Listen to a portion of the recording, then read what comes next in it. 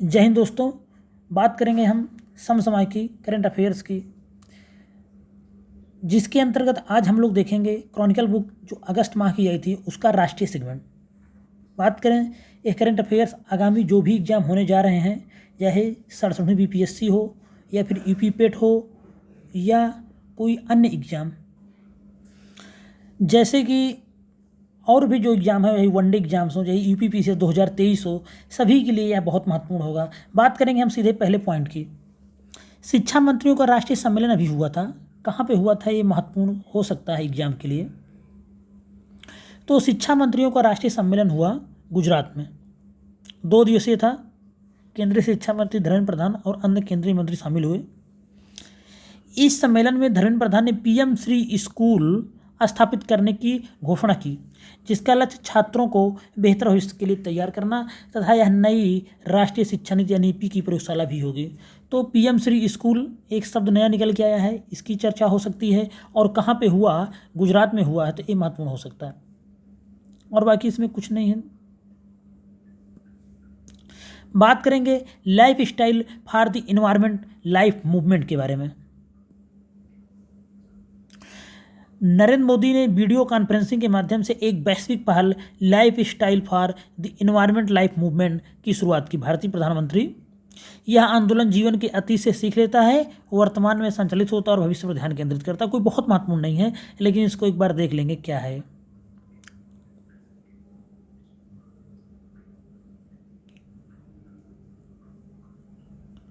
उसके बाद हम बात करेंगे, इसमें जो एक महत्वपूर्ण पॉइंट निकल के आ रहा है कि 2021 के ग्लासगो में आयोजित हुआ था 26वां संयुक्त राष्ट्र जलवायु परिवर्तन सम्मेलन COP26। तो COP26 का तो अब टाइम निकल चुका है। यहाँ से जो क्वेश्चन आने थे आ चुके हैं, या हो सकता है 67वीं बीपीएससी में यहाँ से पूछ ले जाए कि COP26 कहाँ हुआ था। लेकिन जो COP27 है वो कहाँ होगा, अब ये बहुत महत्वपूर्ण है। तो वह मिस्र में होगा, आप लोग याद रखेंगे। कहाँ पे होगा? मिस्र में होगा COP27। ये महत्वपूर्ण हो सकता है। तो 26 में संयुक्त राष्ट्र जलवायु परिवर्तन सम्मेलन COP के दौरान प्रधानमंत्री द्वारा लाइफ अभियान का विचार पेश किया गया था। प्रधानमंत्री मोदी जी द्वारा ये विचार पेश किया गया था।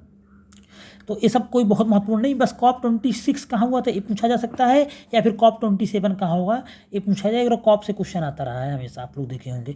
राष्ट्रीय महिला विधायक सम्मेलन पेश किया गया है। तो राष्ट्रपति रामनाथ कोविंद ने तिरुवनंतपुरम में 2 दिवसीय राष्ट्रीय महिला विधायक सम्मेलन का उद्घाटन किया। बस इतना याद रखें कि कहाँ पे हुआ है, केरल के तिरुवनंतपुरम में हुआ है। यही इतना आ सकता है एग्जाम में। और भारत सरकार द्वारा वर्ष 2016 में नई दिल्ली में प्रथम महिला विधायकों का राष्ट्रीय सम्मेलन आयोजित किया गया था। अगर 2 लाइन में देगा तो ये दे सकता है कि पहला कब हुआ था, तो पहला 2016 में हुआ था। इसका भी ध्यान रखेंगे। स्वच्छ सर्वेक्षण 2023 के बारे में बात करेंगे। 24 मई 2022 को आवास एवं शहरी मामलों के मंत्रालय के जो सचिव हैं मनोज जोशी ने नई दिल्ली में एक आभासी कार्यक्रम में स्वच्छ भारत मिशन शहरी 2.0 के तहत स्वच्छ सर्वेक्षण का 8वां संस्करण लॉन्च किया। इसकी थीम क्या थी, ये महत्वपूर्ण हो सकती है। तो अपशिष्ट से धन इसकी थीम थी, वेस्ट टू वेल्थ, ये याद रखेंगे। इसका मंत्रालय याद रखेंगे। स्वच्छ सर्वेक्षण जो होता है वो आवास एवं शहरी मामलों के मंत्रालय द्वारा जारी किया जाता है।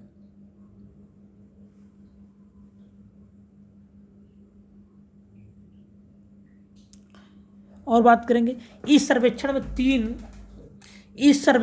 3 रिड्यूस, रिसाइकल एवं रीयूज के सिद्धांत को प्राथमिकता दी जाएगी। यानी कचरा कम करें, पुनर्चक्रण करें और पुनः उपयोग करें। 3R पर फोकस है। स्वच्छ सर्वेक्षण वर्ष 2016 में शुरू किया गया था। प्रधानमंत्री ने शहरों को कचरा मुक्त बनाने के उद्देश्य से 1 अक्टूबर 2021 को स्वच्छ भारत मिशन शहरी 2.0 लॉन्च किया। तो ये महत्वपूर्ण है। अभी किसी एग्जाम में आया हुआ था कि स्वच्छ भारत मिशन शहरी कब लॉन्च हुआ, तो 1 अक्टूबर 2021 को। और ग्रामीण कब लॉन्च हुआ था? ग्रामीण इसी का लॉन्च हुआ था। अभी यूपी लेखपाल में आया था ग्रामीण वाला, तो ग्रामीण वाला लॉन्च हुआ था 2020 में। तो स्वच्छ भारत मिशन शहरी 2021 में और ग्रामीण 2020 में। यूपी लेखपाल में क्वेश्चन आया हुआ था डायरेक्ट। राष्ट्रीय वायु खेल नीति 2022 लाई गई है, कोई बहुत महत्वपूर्ण नहीं है, इसमें से कोई क्वेश्चन आने की उम्मीद नहीं है। इसका उद्देश्य अगर देखा जाए तो देश में एयर स्पोर्ट्स संस्कृति को बढ़ावा देना इसका उद्देश्य है, कोई भी ये सब बहुत महत्वपूर्ण टॉपिक नहीं है। हाँ, इसको ध्यान लेंगे, फेडरेशन एरोनॉटिक इंटरनेशनल FAI, इसका मुख्यालय कहाँ है? तो इसका मुख्यालय स्विट्जरलैंड के लुसाने में है। यह वायु खेलों के लिए एक विश्व शासी निकाय है, तो बहुत कम महत्वपूर्ण है, लेकिन एक संस्था है, तो इसको बारे में जरा सा मुख्यालय जान लेंगे, स्विट्जरलैंड के लुसाने में है। कालिका माता मंदिर, ये गुजरात के पंचमहल जिले के पावागढ़ पहाड़ी के ऊपर पुनर्विकसित कालिका माता मंदिर का उद्घाटन किया प्रधानमंत्री मोदी ने, कोई बहुत महत्वपूर्ण नहीं है। बाल श्रम उन्मूलन सप्ताह मनाया जा रहा है, किसके द्वारा? राष्ट्रीय बाल अधिकार संरक्षण आयोग द्वारा। आज़ादी का अमृत महोत्सव के हिस्से के रूप में 75 स्थानों पर बचाव अभियान चलाया गया, जहां पर बच्चे श्रम कार्य में संलग्न थे। इन सभी स्थानों पर बाल श्रम का उन्मूलन सप्ताह मनाया जा रहा है या मनाया गया। तो इसमें कुछ भी अभी बहुत महत्वपूर्ण नहीं है। हाँ, जो यहाँ से क्वेश्चन आ सकता है वो आ सकता है राष्ट्रीय बाल संरक्षण आयोग के बारे में। तो राष्ट्रीय बाल संरक्षण आयोग भारत सरकार के बाल अधिकार संरक्षण आयोग अधिनियम 2005 के तहत एक वैधानिक निकाय के रूप में राष्ट्रीय बाल अधिकार संरक्षण आयोग NCPCR का गठन 2007 में इसका गठन किया गया था। तो ये सन पूछा जा सकता है कि कब गठन किया गया था राष्ट्रीय बाल अधिकार संरक्षण आयोग, और पूछा भी गया है, ये आ सकता है। और आयोग को किशोर न्याय अधिनियम कब आया था? 2015 में, ये भी ध्यान देना चाहिए। और एक था पॉक्सो एक्ट, उसको भी ध्यान देना चाहिए कब आया था, तो 2012 में आया था। तो ये पॉक्सो कब आया था? 2012 में, यही पूछा जा चुका है और पूछा जाता रहता है। राष्ट्रीय e governance service delivery assessment report आई है। ऐसी रिपोर्ट किसी कोई मतलब नहीं होता, इन सब रिपोर्ट से कभी क्वेश्चन देखा नहीं गया है। इतना सब पढ़ेंगे तो पूरी, और देखा जाए तो इन सब में केरल का ही जो भी अच्छी रिपोर्ट आती है उसमें केरल का पहला स्थान है।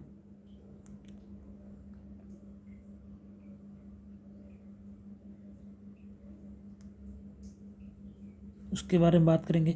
बायोटेक स्टार्टअप एक्सपो, ये भी कोई बहुत महत्वपूर्ण नहीं है, नई दिल्ली के प्रगति मैदान पे हुआ था। आयुर्वेद आहार, विश्व खाद्य सुरक्षा दिवस के अवसर पर स्वास्थ्य मंत्री हैं मनसुख मंडाविया, इन्होंने आयुर्वेद आहार लोगों को लॉन्च किया। ये भी कोई बहुत महत्वपूर्ण नहीं है, ऐसे ही है, जरा सा देख लेंगे। तुकाराम शिला मंदिर कहाँ पर है? तुकाराम जी जहाँ से होंगे महाराष्ट्र में है। प्रधानमंत्री मोदी जी ने महाराष्ट्र के पुणे जिले के मंदिर शहर देहू में संत तुकाराम शिला मंदिर का उद्घाटन किया है। संत तुकाराम किस संप्रदाय के थे? ये क्वेश्चन बार बार एग्जाम में आता है, तो इसको याद कर लेंगे कि संत तुकाराम वारकरी संप्रदाय के थे। तुकाराम के बारे में जान लें तो तुकाराम का जन्म महाराष्ट्र में हुआ था। उनके गुरु भक्ति आंदोलन के जो संत थे चैतन्य महाप्रभु थे, ये वारकरी संप्रदाय के थे। अभी बताया मैंने, बहुत महत्वपूर्ण है ये लाइन। जो महाराष्ट्र में भगवान विठोबा की पूजा करते थे, किसकी पूजा करते थे ये भी पूछा गया है, तो ये लोग भगवान विठोबा की पूजा करते थे। वारी तीर्थ यात्रा शुरू करने का श्रेय संत तुकाराम को दिया जाता है। वारी तीर्थ यात्रा शुरू करने का श्रेय संत तुकाराम को दिया जाता है। ये लाइनें थोड़ा ध्यान देंगे। मुख्य सचिवों का पहला राष्ट्रीय सम्मेलन हुआ है, कहाँ पर हुआ है? PM नरेंद्र मोदी ने हिमाचल प्रदेश के धर्मशाला के हिमाचल प्रदेश क्रिकेट संघ स्टेडियम मुख्य सचिवों के पहले राष्ट्रीय सम्मेलन की अध्यक्षता की। तो ये महत्वपूर्ण हो सकता है, पहली बार जितने पूरे स्टेट के मुख्य सचिव होते हैं उनका सम्मेलन हुआ है। ये क्वेश्चन आ सकता है, क्या इसमें था? इस सब नहीं। देश के 50% घरों में, ग्रामीण घरों में पहुंचा हर घर जल। तो जल जीवन मिशन जो चलाया जा रहा है उससे क्वेश्चन आया भी था भी और आता रहता है। तो जल जीवन मिशन के तहत वर्ष 2024 तक सभी ग्रामीण घरों में कार्यात्मक घरेलू नल कनेक्शन के माध्यम से प्रति व्यक्ति प्रतिदिन 55 लीटर जल की आपूर्ति की परिकल्पना की गई है। तो ये याद रखेंगे, बहुत महत्वपूर्ण जल जीवन मिशन। कितना लीटर? 55 लीटर। मिशन का उद्देश्य वगैरह कुछ नहीं पूछेंगे, ये सब मेंस का टॉपिक है। राष्ट्रीय स्टार्टअप सलाहकार परिषद की बैठक हुई है, वाणिज्य मंत्री उद्योग मंत्री हैं पीयूष गोयल ने किया। कोई बहुत महत्वपूर्ण नहीं है, यहाँ से क्वेश्चन नहीं आएगा। जो राष्ट्रीय स्टार्टअप सलाहकार परिषद के अध्यक्ष होते हैं वो वाणिज्य उद्योग मंत्री होते हैं, जो केंद्रीय वाणिज्य और उद्योग मंत्री होते हैं। ये सब रेलवे का पुनर्गठन वगैरह नहीं आएगा। अनुसंधान डिजाइन और मानक संगठन जो रेलवे का है RDSO, इसका मुख्यालय कहाँ पे है? तो इसका मुख्यालय उत्तर प्रदेश के लखनऊ में है। ये याद रखने वाली बात है। यूपी स्पेशल के अंतर्गत RDSO का मुख्यालय उत्तर प्रदेश के लखनऊ में है। RDSO का फुल फॉर्म है अनुसंधान डिजाइन और मानक संगठन। अटल न्यू इंडिया चैलेंज 2.0, इसमें क्या है कि इसको देख लेंगे कि अटल न्यू इंडिया चैलेंज 1.0 या 1.0 कब चला था? तो ये 2018 में चला था। अटल न्यू इंडिया चैलेंज 2018 में आया था नीति आयोग के द्वारा। तो अटल new India challenge NITI Aayog के अटल इनोवेशन मिशन का एक प्रमुख कार्यक्रम है। इसका उद्देश्य है प्रौद्योगिकी आधारित नवाचारों की तलाश, चयन, समर्थन और पोषण करना है, जो राष्ट्रीय महत्व और सामाजिक प्रासंगिकता की क्षेत्रीय चुनौतियों का समाधान करने में सहायता करता है। तो जो भी मैं आपको इम्पोर्टेंट बता रहा हूँ ये समझ लीजिए एग्जाम में आने वाले क्वेश्चन हैं, एकदम गेस क्वेश्चन है और वहीं से एग्जाम में आते हैं। इसलिए आप जितने भी मैंने इंपॉर्टेंट बोला है उसको आपको एकदम अच्छे से कर लेना है।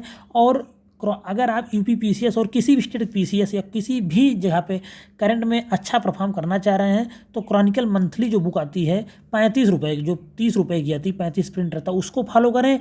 एंड अंत में जो भी जब घटना सार की 6 मंथ में आती है या 12 मंथ में जो भी आ जाती है उसको पढ़ के जाएंगे तो आप करंट के जो, अगर आप करंट के 100% में से कम 80+% में आप स्कोर करेंगे। अगर 20 क्वेश्चन आया है तो आप मान चलिए 15 से 16 क्वेश्चन आप सही करके आएंगे और ये सब आपको डायरेक्ट फंस जाएंगे आपके इसी जो पढ़े रहेंगे उससे। 2-4 क्वेश्चन अलग से कहीं ना कहीं से आ जाते हैं। तो आपको फॉलो करना है क्रॉनिकल और घटनासार जो मंथली आती है। मंथली नहीं आएगी, ये आएगी 6 मंथ पे या 12 मंथ पे या किसी एग्जाम से पहले आती है। तो क्रॉनिकल पर मंथ लेना है और एक क्रॉनिकल ही चल रही है और घटनासार जो भी 6 या जो भी एग्जाम्स पहले आती है उसको लेना है। राष्ट्रीय उपलब्धि सर्वेक्षण 2021 शिक्षा मंत्रालय के स्कूली शिक्षा एवं साक्षरता विभाग ने 25 मई 2022 को राष्ट्रीय उपलब्धि सर्वेक्षण जारी किया।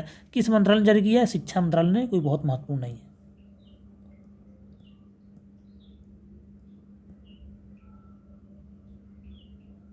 अंतर्राष्ट्रीय साहित्यिक उत्सव उन्मेष हिमाचल प्रदेश के ऐतिहासिक गेटी थिएटर में अंतर्राष्ट्रीय साहित्यिक उत्सव उन्मेष का आयोजन किया गया। थोड़ा महत्वपूर्ण हो सकता है कि अंतर्राष्ट्रीय साहित्यिक उत्सव जो उन्मेष है, पहली बात उन्मेष है क्या ही पूछा जा सकता है। तो उन्मेष है अंतर्राष्ट्रीय साहित्यिक उत्सव और इसका जो उद्घाटन हुआ है वो हुआ है हिमाचल प्रदेश में। यह देश का अब तक का सबसे बड़ा अंतर्राष्ट्रीय साहित्यिक उत्सव है। राष्ट्रीय योग ओलंपियाड शिक्षा मंत्री धर्मेंद्र प्रधान ने नई दिल्ली में राष्ट्रीय योग ओलंपियाड 2022 और प्रश्नोत्तरी प्रतियोगिता का उद्घाटन किया। कोई बहुत महत्वपूर्ण नहीं है। राष्ट्रीय योग ओलंपियाड 2022 की थीम थी मानवता के लिए योगा। तो ये थोड़ा सा देख सकते हैं और ये भी देख सकते हैं कि राष्ट्रीय शैक्षिक अनुसंधान एवं प्रशिक्षण परिषद NCERT द्वारा वर्ष 2016 में राष्ट्रीय योग ओलंपियाड की शुरुआत। ये महत्वपूर्ण हो सकता है कि राष्ट्रीय योग ओलंपियाड की शुरुआत किसने किया? तो NCERT राष्ट्रीय शैक्षिक अनुसंधान एवं प्रशिक्षण परिषद, इसने ही शुरू किया है। उच्च न्यायालयों में नए मुख्य न्यायाधीशों की नियुक्ति। दिल्ली उच्च न्यायालय के न्यायमूर्ति विपिन संघवी को उत्तराखंड उच्च न्यायालय के मुख्य न्यायाधीश के रूप में बनाया गया है। UKPSC या UKSSC के एग्जाम के लिए महत्वपूर्ण हो सकता है। जो उत्तराखंड के एग्जाम होंगे उनके लिए महत्वपूर्ण हो सकता है। मुख्य न्यायाधीश कौन बने? विपिन संघवी, नैनीताल हाईकोर्ट। उच्च न्यायालयों के न्यायाधीशों की नियुक्ति की जो प्रक्रिया होती है वो महत्वपूर्ण हो सकता है पॉलिटी सेगमेंट के अंतर्गत। तो अनुच्छेद 217 में कहा गया है कि कैसे उच्च न्यायालय के न्यायाधीश नियुक्त होंगे। तो अनुच्छेद 217 उच्च न्यायालय के न्यायाधीशों की नियुक्ति से संबंधित है, याद रखेंगे। ज्योतिर्गमय उत्सव केंद्रीय संस्कृति मंत्री हैं जी किशन रेड्डी, इन्होंने ही इसका उद्घाटन किया है। तो संस्कृति मंत्रालय से संबंधित है ज्योतिर्गमय उत्सव।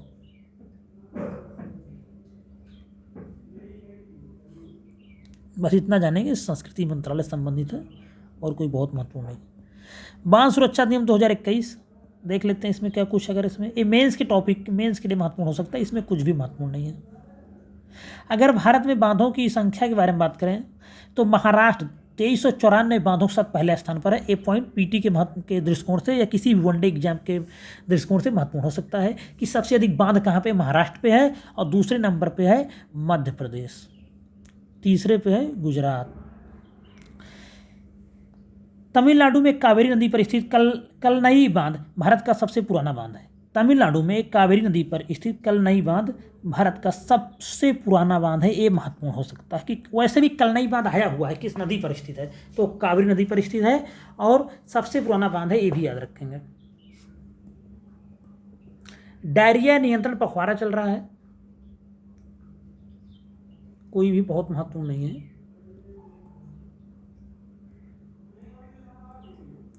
वन लाइनर समसामयिक जो कुछ महत्वपूर्ण होते हैं उसको देख लेते हैं। प्रधानमंत्री नरेंद्र मोदी ने मुंबई में राजभवन में जल भूषण भवन का उद्घाटन किया। प्रधानमंत्री ने राजभवन में क्रांति गाथा स्वतंत्रता संग्राम के दिग्गजों को समर्पित एक भूमिगत क्रांतिकारियों की गैलरी नामक संग्रहालय का भी उद्घाटन किया। तो जल भूषण भवन कहाँ पे हुआ, मुंबई में, महत्वपूर्ण है। केंद्रीय गृह मंत्री अमित शाह ने नई दिल्ली में राष्ट्रीय जनजातीय अनुसंधान संस्थान का उद्घाटन किया। ये भी महत्वपूर्ण हो सकता है कि राष्ट्रीय जनजातीय अनुसंधान संस्थान का उद्घाटन कहाँ पे किया गया है, तो नई दिल्ली में। देश की प्रमुख कृषि वाणिज्य फर्म है बेकुल, एक पायलट प्लांट बनाकर प्याज के लिए भारत का पहला हवादार कोल्ड स्टोरेज कौन बनाई, ये बेकुल है, एक कृषि वाणिज्यिक फर्म है। हाल ही में दिल्ली विश्वविद्यालय के शोधकर्ताओं की एक टीम ने मध्य प्रदेश के धार जिले में डायनासोर के अंडों का एक अनूठा सेट खोजा, जिसमें एक अंडे के भीतर दूसरा अंडा घोंसला बना रहा है। तो धार जिले में डायनासोर पार्क भी है, इसको याद रखेंगे। कोई बहुत महत्वपूर्ण नहीं है, लेकिन थोड़ा देख लेंगे। 14 जून 2022 को केंद्रीय मंत्रिमंडल ने श्रीलंका की राजधानी कोलंबो में बिम्स्टेक प्रौद्योगिकी हस्तांतरण केंद्र की स्थापना के लिए भारत द्वारा एक समझौता ज्ञापन को मंजूरी दे दी गई। तो बिम्स्टेक प्रौद्योगिकी हस्तांतरण केंद्र की स्थापना कहाँ होगी, कोलंबो में। ये थोड़ा महत्वपूर्ण हो सकता है। नई दिल्ली की पुराना किला में संस्कृति मंत्रालय और भारतीय पुरातत्व सर्वेक्षण द्वारा संयुक्त रूप से योग महोत्सव आयोजन किया गया। नई दिल्ली के पुराना किला में संस्कृति मंत्रालय और भारतीय पुरातत्व सर्वेक्षण द्वारा संयुक्त रूप से योग महोत्सव कहाँ किया गया, नई दिल्ली के पुराना किला में। भारतीय प्रौद्योगिकी संस्थान मद्रास के सहयोग से military college of telecommunication engineering Mhow में एक भारतीय 5G टेस्ट बेड स्थापित किया जाएगा। एक भारतीय 5G टेस्ट बेड स्थापित किया जाएगा कहाँ पे, महू में। Military college of telecommunication engineering है महू में, वहीं पे IIT मद्रास। कोई बहुत महत्वपूर्ण नहीं है।